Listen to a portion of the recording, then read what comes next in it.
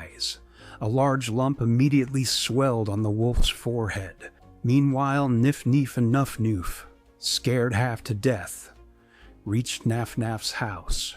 Their brother let them in and quickly bolted the door. The poor little pigs were so frightened that they couldn't say a word. They silently threw themselves under the bed and hid there. Naf Naf immediately guessed that the wolf had been chasing them, but he had nothing to fear in his stone house. He quickly bolted the door, sat down on his little stool, and began to sing.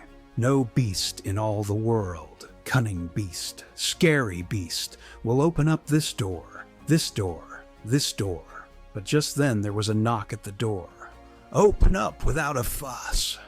The wolf's coarse voice bellowed. "Not a chance."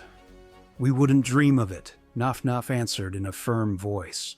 "Oh, really? Well, you asked for it. Now I'll eat all three of you." "Try it," replied Naf Naf from behind the door, without even getting up from his stool. He knew that neither he nor his brothers had anything to fear in the sturdy stone house.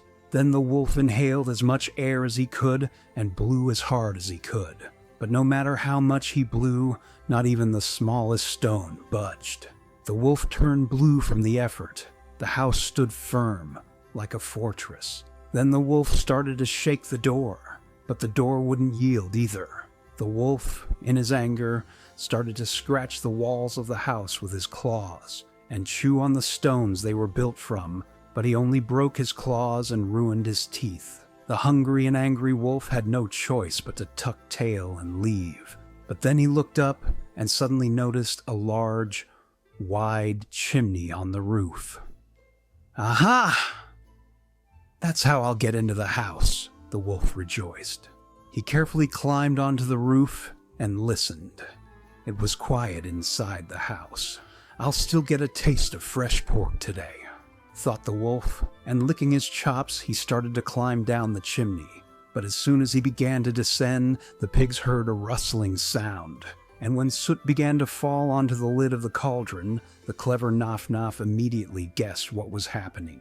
He quickly rushed to the cauldron, where water was boiling over the fire, and snatched off the lid. "Welcome aboard," Naf Naf said, and winked at his brothers. The pigs didn't have to wait long. Black as a chimney sweep, the wolf plunged right into the cauldron. His eyes popped out, and all his fur stood on end. With a wild howl, the scalded wolf shot back up onto the roof, tumbled down it onto the ground, did 4 somersaults,